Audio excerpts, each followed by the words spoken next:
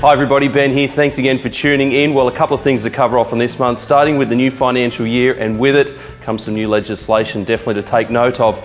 This new piece of legislation has been around for the past 12 months, but it's only been attached to properties with a value of $2 million or greater.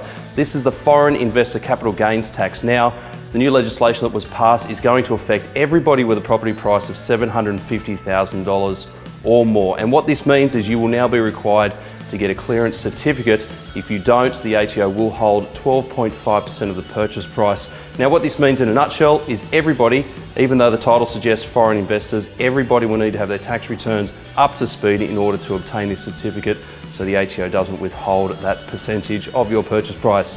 Now, out and about on the front line, there is plenty of speculation around the direction of the market and which way it's going to be heading this year.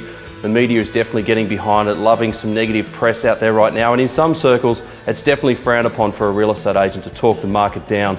Now, we live in the real world and we realise it is hard for buyers and sellers to cut through the fluff to understand what is really happening out there. Now, off the back of 40% growth, which is definitely historical for the past few years, we are seeing there is some level of recalibration, and over the past 4 to 6 weeks, we've seen up to 5% of an adjustment. Just seems to be that gap between where buyers are seeing value and where sellers have their expectations. And it might not be the case of the value now, but it seems in many cases buyers are predicting where they see the property's value might be in the next 2 to 3 months.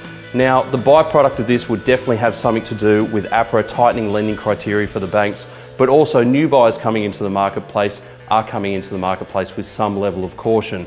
With that said, like I mentioned, we did have some historical growth of up to 40%, and even though there's an adjustment of a 5% correction, some great prices are still being achieved. A good example of this was down at number 30 Warrigal Avenue in Rozelle. Now, the last properties like this that sold in this row of this complex traded between $1.9 to $2 million.